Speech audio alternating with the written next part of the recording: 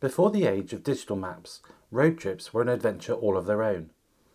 If you were driving somewhere, you'd need a road atlas, a massive book of maps, or a huge paper map that never seemed to fold back the way it should. Families would gather round arguing which route to take, sometimes ending miles off course, and if you were lost, well, you simply needed to stop and ask for directions. But all that began to change in the mid-90s with the beginning of the internet revolution, and with it came the first steps towards digital mapping. But first, a message from our sponsor, PCBWay. If you want to make your own PCB designs or build an open source project, PCBWay has the tools to make them a reality. Not only do they have PCB fabrication, but they also offer services such as 3D printing in various materials, all the way to injection molding, CNC machining and sheet metal fabrication. They really do it all. They offer a fantastic service for a reasonable price. Check out a link for their website in the description below. As people started to access the information superhighway, companies started experimenting with ways to bring maps to computers. The one that US viewers might be familiar with is MapQuest, which was launched in 1996. It allowed users to generate turn-by-turn directions for an upcoming trip. It was a game changer and meant no flipping through pesky road atlases. You could print out the directions before you left, but heaven help you if you missed a turn. We had a similar service here in the UK called Street Map, and incidentally this was the first service I ever saw aerial photography. Usually this kind of thing you'd have to pay for, but Street View gave it away for free in a limited fashion. Whilst web-based mapping services are useful, not everybody had access to the internet, and some users still preferred dedicated mapping software on their computer. Microsoft Autoroute was a popular solution from the late 90s to the early 2000s. It allowed users to plan routes, calculate distances, and even hook up GPS devices to allow for real-time navigation.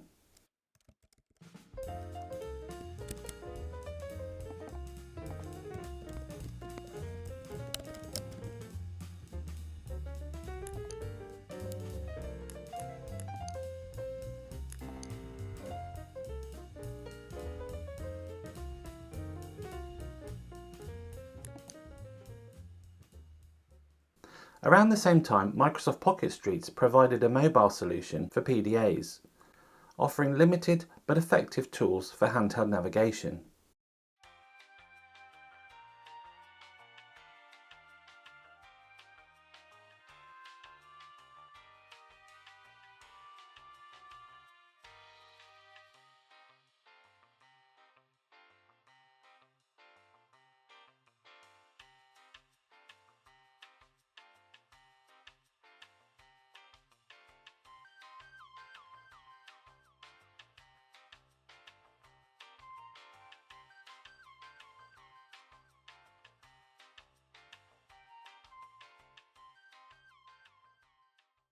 The biggest and main roadside assistance company here in the UK wanted in on this market too.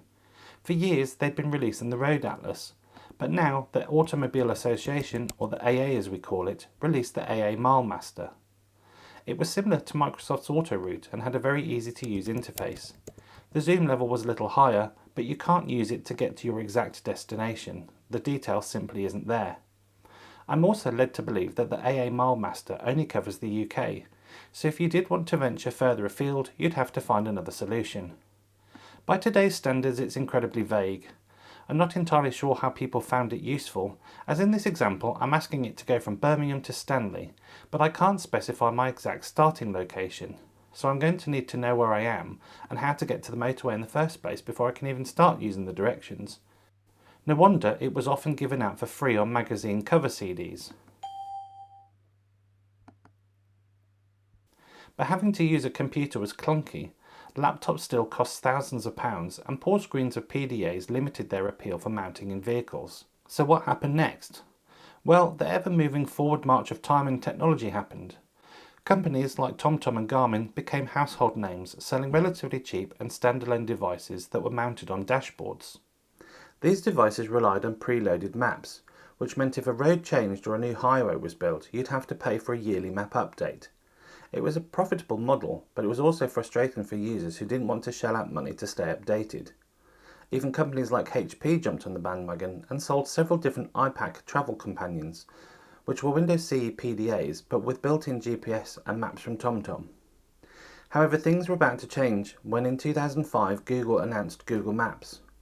Unlike the expensive GPS devices which required costly updates, Google offered a free, constantly updated map service accessible from any internet-connected device. Suddenly, people didn't need to buy a GPS unit or pay for map updates. Google was doing it all for free, supported by advertising revenue. New features would be added each year, with the most significant one being Google Street View, which was added to Google Maps in 2007. This allowed you to scope out an area before you travelled, or just look around your neighbourhood. This shift was devastating for the likes of TomTom and Garmin, who'd built their entire business model on selling maps and hardware, whereas Google was now giving away this for free. To stay relevant, they had to pivot. TomTom, for example, started providing map data for companies, and Garmin expanded into fitness, aviation products and sailing. But for many consumers, a standalone GPS was no longer necessary. Their smartphone could do it all. And then later on with Apple CarPlay and Android Auto, these maps could show up on your car's infotainment system. Microsoft discontinued Autoroute in 2014, marking an end of digital mapping on a computer for consumers. The shift was inevitable. What started out as standalone maps on your computer has quickly evolved into live, connected navigation on devices we take nearly everywhere with us. Google sure saw a gap in the market and ran with it till its wheels fell off. That being users preferred free, always updated maps without a yearly subscription. And to pay for this, Google simply charged companies to show up on the maps. It was quite an elegant solution. Today, digital maps are not only essential for navigation, but for logistics, urban planning, and even gaming with the likes of Pokemon Go and others. The future of mapping will likely involve AI, real-time updates, and immersive augmented reality and virtual reality experiences. But these can all trace their lineage back to an earlier and simpler time. Now, this has only been a brief overview of desktop, PDA and Sat Navs, but the history actually goes back a lot further. If you Google digital cartography or computer cartography, there are lots of fascinating articles. And the history even goes back to the 1960s. Well, I've rambled on for long enough. Thanks ever so much for watching, and I'll see you in the next one.